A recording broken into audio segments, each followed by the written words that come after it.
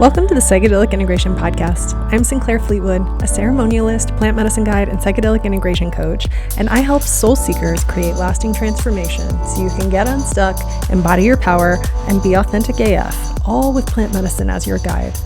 If you're ready to go beyond visuals and get a vision for your life, if you know the end of your ceremony is just the beginning of your expansion, then this show is for you. I'm so happy that you're here. Welcome.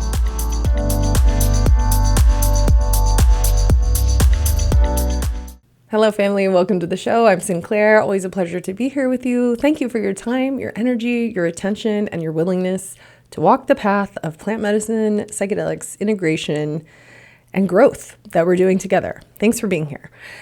I'm laughing because I am re-recording this introduction to this episode, Trust Life, because this morning, this episode has been out for about a week. One of my nesties sent me a message and said, hey, did you know that there's a 7-minute silence at the beginning of your last episode? And I didn't know that. And I was like, one of the things we were talking about in my resonance retreat this weekend was looking incompetent in front of people. And we went into the element of trust and had a lot of people in the retreat grappling with this, right? Like, I don't know how to trust other people. I don't know how to trust life. I don't feel like it's safe outside. What if I look incompetent? What if I make a fool out of myself? What will people think? And it's funny that this has come up because that episode, like many of them that I record, I was in channel mode. I was like tapped in. I usually make some notes. Sometimes I make a big outline, but many times how I create these episodes is I have a concept come to me, a little seed, and I just water it and I sit with it and I brainstorm with it and I think about it and I feel into it and I contemplate it. I make some notes and I let it rip. And that's my process. I'm not an expert podcaster by any means. I have been doing this for 5 years. This is my 5th season. I have over 130 episodes. And I do the entire thing myself, from the beginning, the creation, the life living that is required to come up with these ideas, to experience these integrative opportunities myself, to work with clients so I can learn more about how does this work in other people, opening the container for creative inspiration, and trusting myself enough to trust my voice, trust my understanding, trust my experience, trust my teachers, trust my path, to have the nerve to come and sit in a chair and make this entire podcast myself. And this podcast is really raw. It's my safe place where I allow myself to be fully authentic, creative, and unbridled and unapologetic. And sometimes I mess up, and sometimes there's like a mistake that happens, a technical error, something happens. And in this case, on this episode, I wasn't able to get the audio. That clip that I made, the 7-minute intro, was corrupted somehow. And the video is great, but the audio is not there. And I spent a couple hours trying to find it. And I'm like, okay, what is this? What is this actually? It's an invitation to trust. And what I would like to do is use this time instead to trust you, my listeners, my audience, all the people out there who take time and energy to sit with me and listen to what I have to say. First of all, I want to say thank you. Thanks for listening to this show. Thanks for doing this work in yourself. Thanks for being curious and trying to find a way to help yourself have these experiences that you're having with plants actually land in your life and turn it into something more beautiful and beneficial and powerful. Thanks for being willing to say yes to your own power, your own gifts, your own knowing, your own intuition, to turn your awareness inward. And how do we do that, right? We trust. We have to trust. If you want things to change, you have to start learning how to trust. And that's what this whole episode is about trust and how we mistrust, how we self-police, and how one of the best places to look for a model of how to trust is nature. And one of the best metaphors I can think of for trust is the trees and humans. The trees and the beings, all the beings that breathe oxygen and exhale carbon dioxide. So the trees are taking that carbon dioxide in, they're using it for fuel to help their photosynthesis, and they release oxygen. And we breathe the oxygen and exhale the carbon dioxide, and they take it up. And it's a circle like that. It's a synthesis. It's a partnership. We are a partner with the trees and the plants, right? They make air for us. We make air for them. And it's so beautiful that I love that. It's one of the most fascinating things that I learned when I was like in second grade. I was like, the trees make air? Ah! It like blew my mind, right? My little 10-year-old mind. So when I feel stuck and when I feel lost, I look to nature because there's always some animal or plant or nature spirit or star, or the moon is telling me something, or the sun is showing me something. You know, there's all these things that I learned from standing with my face in the rain, or the wind, lets me know something. And the way that I got to be able to hear that is just by believing that it was possible and accepting that it was possible. And also looking at my own body, my heartbeat, things like gravity, things that are trustworthy, right? There are certain things like, I know that the moon and the ocean have a romance, and I know that the tide is going to come in and out when I'm at the beach, and I know the sun goes up in the east and goes down in the west, and I know that that's because the earth is rotating around the sun and the earth is turning, right? And so we have these seasons, we have these cycles, and all of that is an act of trust. It's an act of deep trust to believe and to know that every day we get another chance. So thank you for listening. Thank you for understanding that sometimes mistakes happen. Thanks so much. And here is the Trust Life episode in progress. The force that made the water, that is the water, the force that created the sun and put the earth exactly the right distance from it to have this magical paradise here, is the same force that created me. It's the same reason that my heart beats. It's the same reason that I am alive, breathing and saying words. There is no difference between the birds and me. We're the same. We're just different expressions of the same thing. Energy, love, creation. I don't know what it is all the way, but I know that we are all part of it.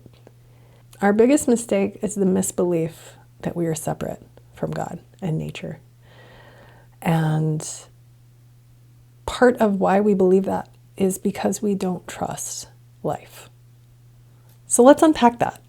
Trust is a heavy thing to look at in yourself.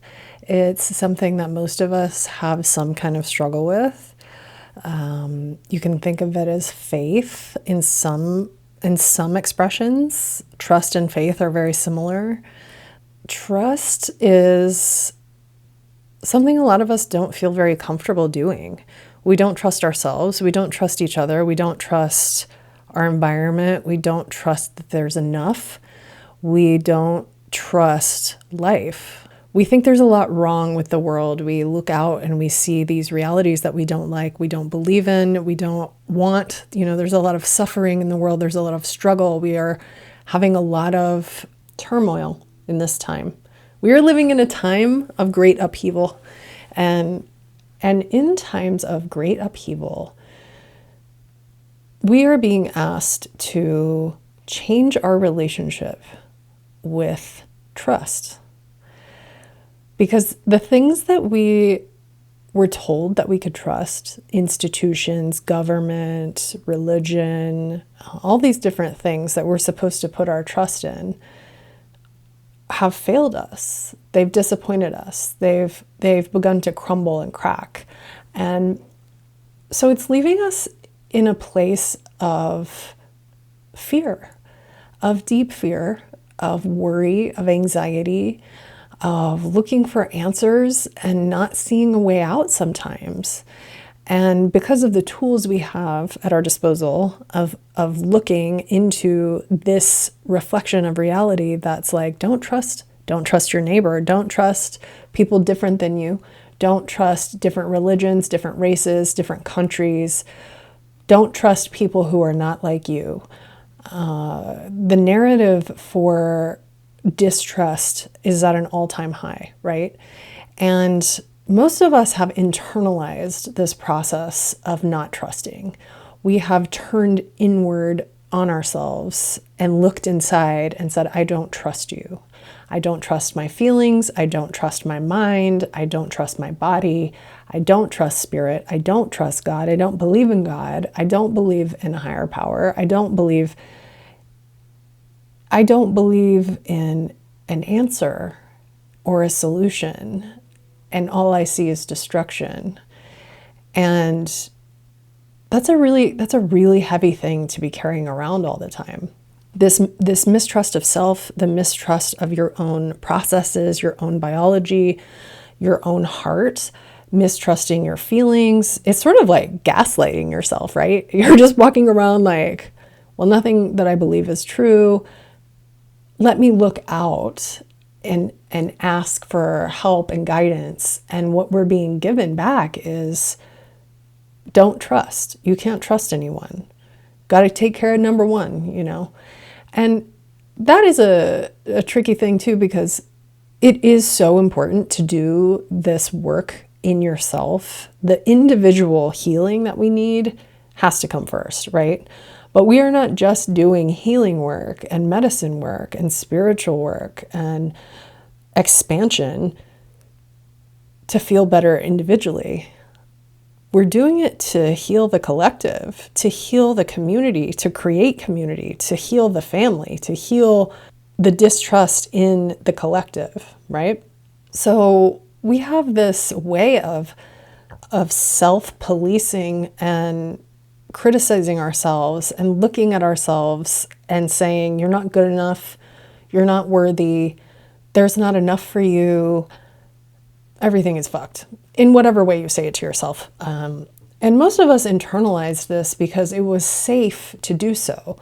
So our systems created all of this to keep us safe and to help us conform and to help us fit in.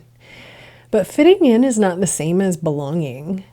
Fitting in is trying to be the right way so that you are accepted, that you're loved, and that you are part of the community, right? But what if that community is operating in a way that feels wrong to you, or that there's a shared belief system that doesn't align with what you know to be true in your heart? And I think that's what's happening in the collective, is a lot of us are coming to a point in ourselves and in the way that we're living, and we're saying, this doesn't feel good. Like, this can't be why I'm here. This way of life feels empty to me. This pursuit of materials, materialism, money, status, fame, achievement, whatever it is, doesn't ring my bell. And a lot of people that are coming to that point are knowing that they need to change something, wanting to change something, but are inside of a system that does not want you to change. It does not want you to awaken. It does not want you to feel empowered and free. It definitely does not want you to trust in yourself or believe in yourself or decide that the reality that you're living in is not the story you are being fed. So the mistrust comes from outside, but we internalize it, and then we are the ones that are keeping it going, right? And it's very similar to the story of The Matrix, the movie. People in the psychedelic industry use The Matrix as an example all the time because it's such a great, it's sort of like a hero's story of breaking out of a system that is false, breaking out of an illusion that is not serving you. It's not serving us to self-police, to try to filter ourselves in ways that seem politically appropriate, politically correct. We've become so sensitive and oversensitive that we need things to be a certain way or we're not okay. So why do we have trust issues? Like, where do they come from? Well, mostly they come from our childhood, when we learned that certain things were safe and other things were not as safe. And if you are, imagine that you are a child, you're a baby, you're seeing the world through a child's eyes, right? Children are not afraid, children trust. They don't have this self-consciousness in them yet. It hasn't activated yet. They're still really connected to source. And they're just running through the world, having fun, enjoying, putting everything in their mouths, touching hot stuff. You know, they don't have any reason to think, like, why would anything feel dangerous to me? So they have this inherent trust that everything is cool and everything is good. And over time, we start to lose that because maybe we got scolded, we got made fun of, we felt humiliation, we felt a lack of fitting in, we were teased or bullied or shamed or told in some way that how you are, this way that you express, this way that you express your being and your personality and your you-ness is not welcome here. And that happens, and then it happens again, and it happens in a different way, and it keeps happening, and it happens to us in these really tender years where we're really malleable and soft and open, and over time it starts to wear us down and beat us down. And so what grows in that space of beatdown is anxiety and self-consciousness and self-policing and looking at everything you say and everything you do and wondering, will I be liked? Will I be accepted? Will I be loved? So this creates behaviors like people pleasing and fawning and trauma responses, freeze, ways that we behave to cope with the pain of not being fully ourselves. And the pain that comes is not from the rejection of others necessarily. I believe we feel pain because of the way that we respond when we're rejected. The pain that we feel is actually internalized belief that how we are is wrong. What would be the ideal reaction would be, okay, this person doesn't like that, whatever. Maybe this isn't my person, So we internalize this not good enough, this not trusting ourselves to behave and conform and get in line. And then as adults and young adults and teenagers, it roots and it grows and it really gets its claws into us. And then we become neurotic as fuck adults, right? We are constantly like, is this okay? Is this okay? Because we have decided that what is coming from the outside is more important than how we feel about ourselves inside. And we believe that we need external validation, external approval.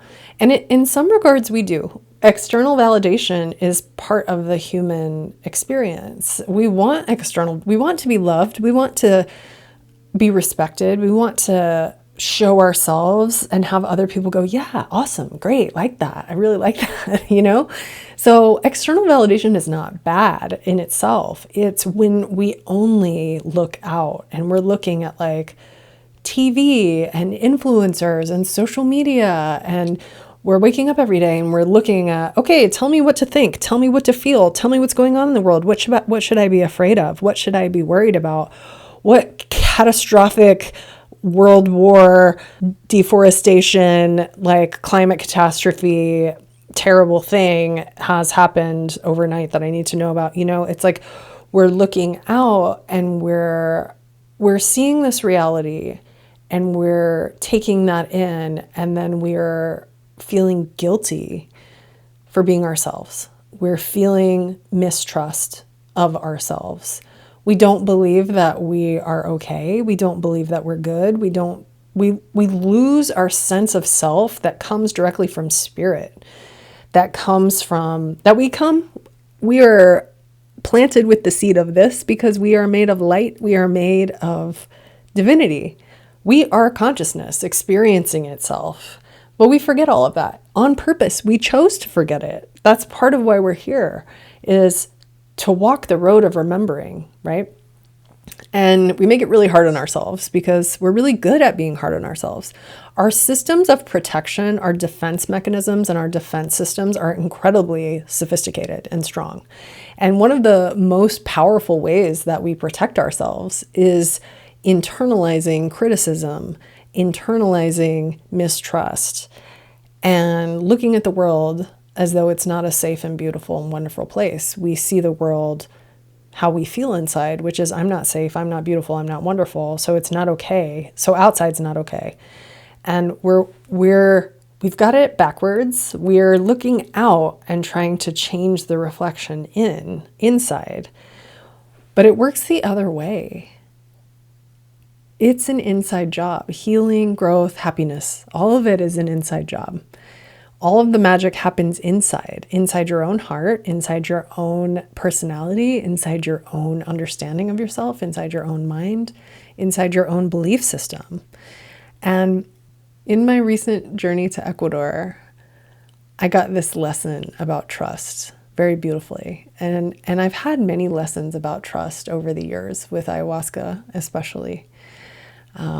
Because trust is not something that you can decide to do in the moment all the way. Sometimes we just can't let go all the way. We can't be fully in trust. We can't be in the full knowing. We can't fling ourselves into the ecstasy of believing all the way, you know? Sometimes, well, we're like little animals. We're like little feral cats. It takes time. It takes time to trust. And I came to the retreat really wanting to deepen my connection to the medicine, wanting to deepen my connection to the deep teachings from spirit, and to just be open and receive and really fill my cup. And I also had an agenda, you know, we always show up with an agenda. For me, it was this question of, how is it all going to work out? You know, I was getting greedy for how, like, well, this problem and this thing is going like this, and what does it all mean, and how is it going to work out, and what am I going to do? And I was really getting lost in the story of the mind. I was like asking questions, and there was nothing, and like I just kept asking, and finally I got a vision of this beautiful hummingbird and drinking out of crystal flowers. And sometimes it's hard to catch your visions with medicine, but sometimes they're so strong and powerful and still and simple and clear that you really remember them. And what she told me was, trust life. Trust life. That was the phrase. That was the message. And then that whole week and my entire trip in Ecuador, I kept seeing this simple, clear message unfold in so many different ways. And do you know why we have birds? Because we used to have dinosaurs. Birds were dinosaurs first. Over billions and billions of years, and evolution and change and genetics and science and nature, dinosaurs are not here anymore, and now there's birds. And there's so many places in nature where that's true, where this one thing started and it had its life, and then another thing came from it. What is life? What is life? When I think about what is life, I think about my heartbeat. I always think about my heartbeat because I've often wondered, even as a child, how does my heart beat? Like, how does it know to beat? I'm not plugged in, you know? Well, I'm plugged into the sun, I'm plugged into the earth. But my heart is just going. It goes the whole time from the moment that the moment you're conceived and you get a heart, you know? I don't know exactly how long it takes, but in the womb, the heart starts then. There's something inside of the mother that creates this, and the father coming together creates this spark of life. And this spark is what animates everything. And it's not something that we can see. It's not something that we fully understand. We know all of the things that life needs, but we don't really know what animates us. What is this force that started all of this? I mean, that's really the scientific question. All of science is trying to understand, what is life? What is it? We don't know. We have a lot of theories. We have looked into the really small. We've looked into the really big. We've tried to understand it from every which way to Sunday that we can with the tools that we have in our little human brains. And we still can't define life outside of biology, really. The same thing that made me and made you, made the hummingbird, made the jaguar, made the eagle, made the mountains, made the oceans and the rivers and the rain. It made flowers. It made bees. It made snakes. It made lava. Like, everything comes from the same place, whether we have a judgment about it or not. Judgment is a human experience. Another one that we use to keep us safe, right? So for me, this idea of trusting life boils down to, what do I believe? What do I believe about why we're here? What do I believe about my own soul, my own spirit, my own connection to this thing that created life, that is life? I don't know what it is. That's why we call it the great mystery, because we don't know. It's the void. It's everything and nothing. And the only thing that I am able to do in this life, in this time, in this body, in this experience that I have, is to use my senses, to use my mind, to use my capabilities of reason and my feelings, my intuition, to create an understanding that feels beneficial to me. I think a lot of us at the beginning of our path of awakening, what we are awakening from is a reality that was given to us that doesn't belong to us. And it's sort of like part of the game, right? It's part of the experience to wake yourself up. And some people don't wake up in this lifetime because they don't need to, or it's not their path to, or, they're happy as a clam putting on pants every day and going to their job, and like, that's good. They love it. Or it's not time for them to have a big spiritual crashing down. But I feel that more and more and more of us are remembering that there is something more, and we're questioning, and we're asking these plants and psychedelics to help us find the answers. And often what the plants give us is a lot more questions, right? It's inviting us to let go of the reality that we can only experience through our senses, of the story of ourselves that we have created as our personality, as our who I am story, and open to something else, open to something different and new, open to the idea that there are multiple infinite timelines available to you. I was reading on Instagram or somewhere about this idea in the Kabbalah that we have infinite timelines assigned to us, available to us when we're born. Everyone has this, right? And we can choose to be in the timeline where our best life is at any time. And what happens to most of us is we get stuck in this loop of, it's sort of like a hall of mirrors where we keep making the same choices. We keep following the habit energy of the way that things have always been, and not making changes, and not letting go and shedding our skin and following this like circle of life that involves the death process. So if you want to trust life, you have to trust death, because death and life are the same thing. They're not separate things. It's not a line, it's a circle. So I started thinking about, okay, the multiverse and multiple dimensions and multiple timelines, however you want to think about it. And that if there are infinite versions of us, every time we make a choice, there's a new path, there's a new tributary off of the main path, right? If that's true, then we have complete control over what happens by how we think and how we believe and how we respond and how we behave and what we choose. And I know this is true because I used to be heavily addicted to alcohol. I lived a completely different life that feels like a different lifetime in this lifetime.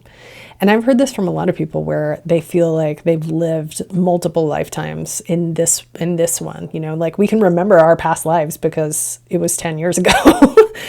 And because time is moving so fast now for humans because of our technology and our capabilities and our ability to work with plant medicine and work with other dimensions and altered states and meditation and all these different things, because we're not just spending time toiling and, you know, doing the labor of life. We're like able to contemplate and sit with, how do I want to believe about this? It's such a privilege to be able to question your own beliefs, to be aware of your own beliefs, to be aware that your thoughts are malleable and changeable, and many of them are just on autopilot, right? This idea of this ability to change your story at any moment is the epitome of trusting life. So how do you trust life? So it's I feel this concept is so deep and it can mean so many things. So I want to give you some examples of how I began to understand, what does it mean to trust life? What does it mean to trust life? Well, it starts with looking at your own beliefs, right? What do you believe about life? Do you believe that the world is a terrible place where bad things are happening and there's nothing you can do to change it and we're all doomed and, you know, humanity's going to die? Like, that's one reality. That one doesn't sound very fun to me. I don't choose that adventure. I would like to choose a different adventure. So I notice when I engage with media that is pushing that narrative on me, how deeply it affects my nervous system, my sleep, my thought patterns, what I am putting my attention on. It has a profound physical effect on me when I engage with news or anything that is telling me, freak out, be worried, be afraid, right? I don't want to live my life in fear. I want to live my life in joy. I don't want to live my life worrying about what might happen. I want to be present for what is happening. And the way that the medicine showed me this lesson was with the hummingbird. And I have a really special relationship with the hummingbirds. I love them. They're beautiful. And I feel very close to them energetically because I'm a person that is sort of excited and doing a lot. I have a lot of energy. I tend to flit around and like, I have a lot of hummingbird energy. And while I have been feeding them and getting to see them and watch them and spend time with them, and they are so fascinating to me. They're so tiny and they're so fast. And their wings beat so many times a minute and their hearts beat really fast. And their entire existence is based on trust. They're not hanging out in their nests. They're not hanging out in their nests. They can't. They have to go out and get their food. And in order to get their food, they have to spend a lot of energy. And they have to go looking for the food, and they have to remember which flowers did I already drink from, because they need so much energy to keep their tiny bodies alive They really can't afford to be wasting energy on things. And it seems like they're like, boom, boom, boom, all over the place, but they have strategy. They know where they've been. They know where the food is. They might come and see, do you have food? Do you have food? All right, I'm not going over there again because there's no food. And they also save energy for joy. I see them chasing each other all the time. They're like getting in little tiffs. They like don't really want to share the food sometimes a little bit. They can be a little bit spicy with each other. But these birds are fully living on the edge of trust. They don't question, is there enough food? They know that there is. They know that there's a flower for them. In fact, some of them have evolved over millions of years to only be able to eat one kind of flower. They're one of the biggest pollinators in nature. And they are a huge, they're a fulcrum for the natural ecosystem. They're similar to bees in that way. Like if we didn't have hummingbirds, a whole bunch of stuff would collapse because they're that important to the circle of life, right? And they're just so magical and fun, and they will look you right in the eyes. I got to go to a place in Mindo where they will come and land on you and eat out of your hand. And I cannot tell you the joy and the squealy, excitement that I felt when hummingbirds were landing on my hands with their little feet, and I could feel the wind of their wings on my hands. And I was just in awe of this creature is on the same earth, in the same aliveness as me. And I'm looking in the eyes of this hummingbird and I see that we are the same. If I can trust the hummingbird, I can trust nature. Nature is not to be stopped. Nature will not be stopped. And often we see that and receive that message through her wrath because she's out of balance because of the way that we're living with her. But nature itself is trustworthy. You can trust that the earth can give you everything that you need. In a sense of food, water, shelter, everything that we have on this planet has come from this planet. Every single thing that has ever been made or thought of or built or written or created in any way came from her. Everything that we know is from the earth, from nature. And nature is our best teacher, our most patient teacher. And I know that even if humanity does not continue in the way that we are now, she will work it out. And I think that the reason we have such a hard time with this is because we are so afraid of death.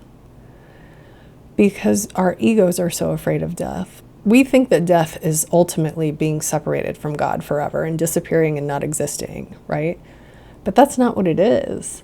And that's where plant medicine comes in and invites you to change your ideas and beliefs about what this whole thing that we are doing is about. Because if you just think it's about, well, this is a bunch of rocks and the earth is dead and we're just going to take and rape and pillage and use what we want and do what we want with it, and fuck the consequences, that feels like a pretty empty life to me. But if you are looking at the earth as a sentient being, a wise, ancient, more wise than us, knowing more, having been here longer, having been through ice ages, and having been here since the beginning, since nothing. And if you trust the intelligence of nature, you trust the mycelium, you trust the mushrooms, the fungus, the bacteria, you trust all of these things, then the picture starts to look different. If you believe that death is the end and you're going to burn in a fiery hell for eternity, well, that's pretty scary. And I can see why you would be really clinging to your ideas of needing something to be different, right? But if you believe that death is just part of life, that it's equally as important as birth. Death and birth are the same. They're the same instant. We come in, we go out. We come in, we go out. We come in, we go out. We're a flower, we're a butterfly. We're a rock, we're a water. We're a human, we're a turtle. Who knows? Nothing is ever lost. And death is truly an illusion. It's not what we think it is. So if you can trust death, if you can trust grief, if you can trust loss, if you can trust all of the things that show up in our lives that feel like they're here to destroy us, if you start looking at those things as happening for you instead of to you, for your benefit, for your growth, for your expansion and your enjoyment and your ultimate soul remembering, then things start to feel a lot different, right? They start to feel a lot different. And then you can start to trust your people. You can start to trust other people with your heart. You can start to say, I'm safe here. I can let these people see me, and I don't have to pretend. I don't have to mask. I don't have to be some kind of way that I'm not. I believe that we can create communities where people feel safe to be themselves. I believe we can create loving, collective spaces where people feel like they belong, not like they fit in. They belong. I say belong on purpose. Find the people that you can trust to see you all the way. And in that person, whether it's a friend or a lover or a colleague or a collaborator or another human that you maybe even don't have such a close relationship with, can you look at everyone as your equal? Can you look at everyone as your teacher? Can you look at everyone as another example of consciousness doing life? Like, consciousness is so funny. I was at the airport and I was like looking at all the different people going all the different places. And I'm just like, man, life is so weird. Like, there's so many people just like have a whole life, every person that I see, I'm like, that's a main character. Like, everyone is a main character. Everyone is the main character in their own movie. And consciousness is just like the director, you know, like, okay, what would happen? Okay, this crazy thing happens and this crazy thing happens. And when you start looking at it like that, it's like so much opens up, you know, when you let go of the fear of being rejected, of the fear of being seen, of the fear of not receiving love. We're looking out and we're so desperate for, like, please fill me, please give me what I need. I need stuff. I need materials. I need a house. I need a car. I'm guilty of this too. It's like we look out and we think, if I just had this thing, my life would be better. And the trick is there's never going to be enough things to fill your life, because what you need is already in you. And it begins with trusting yourself. Trusting that you chose to come into this exact body in this exact life with your parents and their weird dysfunctions, and to get your own dysfunctions and to go through all of these difficult things that you've been through, and to choose to wake up and decide to see it all differently. You didn't come in here with a faulty heart, an untrustworthy intuition. You didn't come in here with feelings that are not to be trusted. You didn't come in here with too muchness. I've been told so many times in my life that I was too much. And the reason why was because I was holding all my feelings in because I didn't feel safe in myself. So then they would come out and I would seem hysterical and emotional. And I was hysterical and emotional. I was a very emotional, sensitive child. I was a very emotional and sensitive adult. And I kept being surrounded by people who couldn't see me and who wanted me to be some other way. So when I would be the way that I would be told that it was wrong. And I just kept trying to make myself smaller and smaller and smaller. And I drank as much alcohol as I could possibly, and it still wasn't enough to make me small enough. And I finally had to decide, whatever it is that I am is okay. I approve of myself. I like myself. Oh my God, I like myself. Could it be that I love myself? Could it be that I love my heart? Could it be that I love my mind? Could it be that all my little idiosyncrasies, all of my little quirks and my weird, messy meanness are perfect? Could it be that I have incredibly powerful intuition? Could it be that I have a deeply intense emotional guidance system that is fully trustworthy? Could it be that my life is always exactly right as it's meant to be in that moment? Could it be that these things that I'm so desperate to have are not here yet because I'm not a vibrational match for them to be here? Perhaps they won't come because actually I don't really want that. Look inward. If you want to learn to trust, you have to start with yourself. If you want to learn to trust, start with nature. Start trusting nature. Start trusting the water. Start trusting the medicine. Start trusting the unfolding of your own experience and your own path. Start trusting your felt experience. Stop looking for people on Instagram and Facebook and Threads and X and whatever to tell you how to do your life. Start trusting life. This idea of the infinite timelines. How do we raise ourselves into a higher expression? That's what we're doing with medicine. We're raising our expression, not changing into some better version of ourselves. We are raising our expression to a higher frequency that's already inside of us. It's like squeegeeing so the light can shine through. It's already there. Where are you directing it, right? So how do you do this in a daily moment? And this is something I've talked about through the law of attraction a lot, because in the law of attraction, it's like you are attracting what you're putting out. And that's really what trust is about. How can you expect other people to trust you if you don't trust yourself? How can you expect to see on the outside what you want to see if it's not inside? We have to flip the current and start vibrating out what we want instead of taking in what all of these corporations are telling us is going on, Like, I don't want to take in energy from outside of me. I create my own energy. I'm self-sufficient like that. My energy comes straight from source. That's what I'm putting out into the world. Love, peace, love and peace. Love and peace and good vibes and hummingbirds and joy and fun and empathy and compassion and love, right? That's what I want to be out. If I want to push that out, I got to get that in me, really. Like, not, oh, maybe I feel love. No. You don't think about it. You don't kind of believe it. Period. Peace and love. That's what I'm about, right? So how do you choose that in the moment? Well, we get chances every day.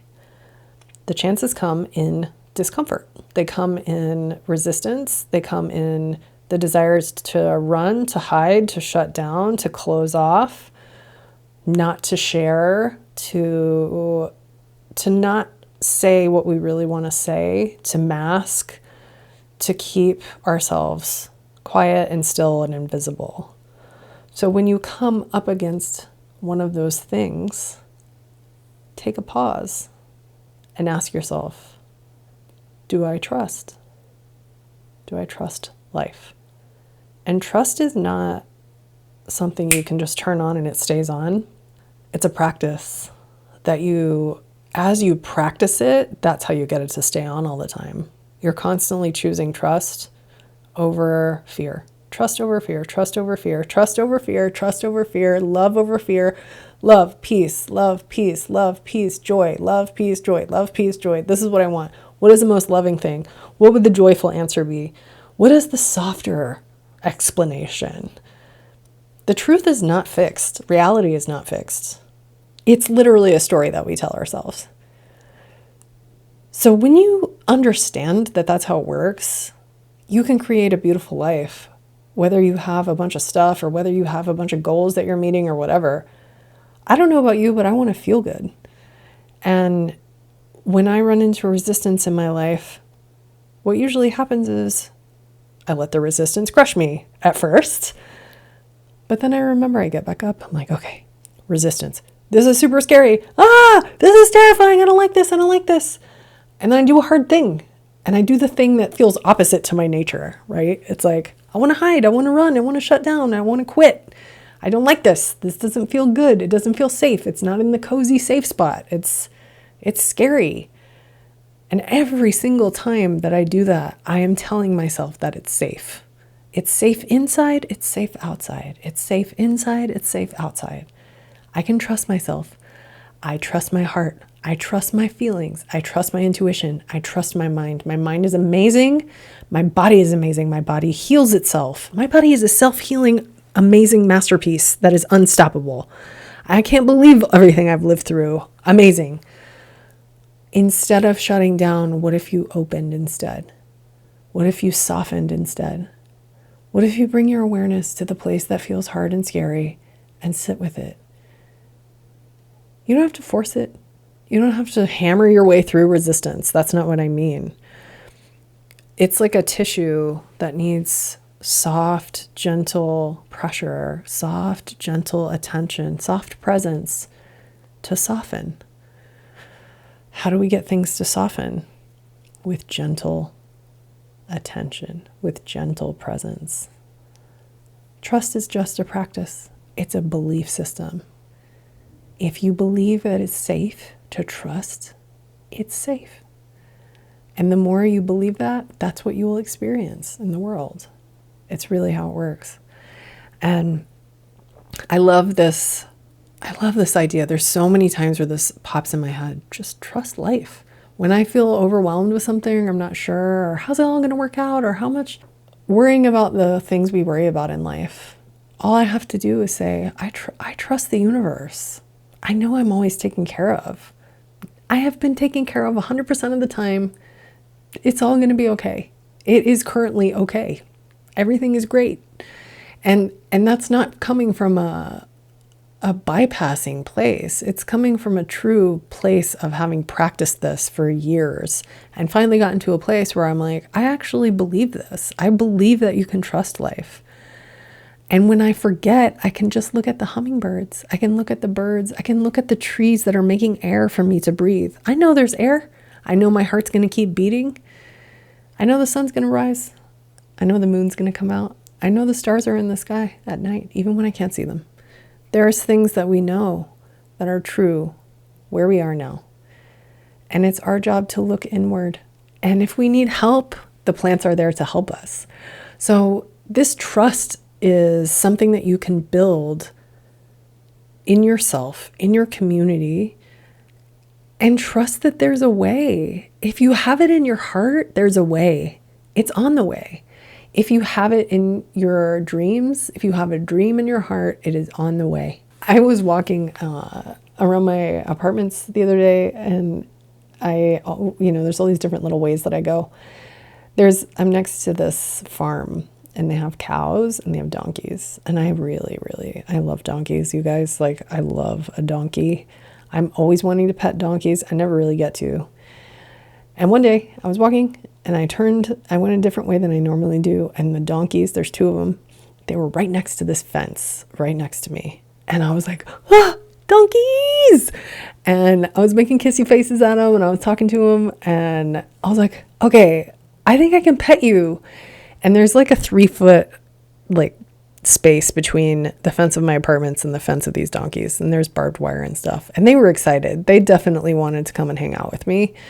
And so I walked over to them and I was like reaching so hard to try to touch this donkey and touch his little snout. And he was reaching his snout at me and we couldn't touch. We could not touch. It was like a centimeter. I was like so upset. I was like, no, my shoulder was all cramping. And I got this message in the moment of like, okay, just because you can't touch this thing that you want or this thing that you love, you can't physically touch it in this very moment doesn't mean it's not really, really close. And life is always like that. Life is always giving us the answers. We just have to learn how to see them and hear them and feel them and recognize them when they come, because it's not going to come through your phone most of the time, sometimes, but most of the time not. So I encourage you, do whatever you need to do to trust life, to trust that you belong, that the way you are is beautiful, that There are many people who want to be around you and to love you and to know you exactly how you are. Trust love. Love is so natural and beautiful. And yes, sometimes it means we get hurt, but every time is a gift, even when it's hard and it teaches us something and it's painful and we have to go through the grief and the death of losing love. That doesn't mean that love is wrong. It means that we're on the right path, and death is endings are part of the path. Without a beginning and ending, where would we be? The path is a spiral, we're going on a loop, and the circle of life is so beautiful, and we're part of it. It's not something that we're watching like a movie. We are it. We are nature. We are God. We are God experiencing itself. So when in doubt, stop looking out. Turn your awareness inward. Start paying attention to what's going on inside of you. Start trusting these impulses and these feelings and these intuition. Make yourself a temple of safety. Make yourself a temple of trust so that everything that goes on inside of you is welcome, that you can handle whatever comes up. You don't need the world around you to change because you can see what's really there. I hope that's helpful for you, family. Please always feel free to contact me if you are interested in working together one-on-one. If you want to come to a resonance retreat, our next one is in July. We have one in September. And you can find out more on my website, sinclairfleetwood.com. Thank you so much for being here. See you next time.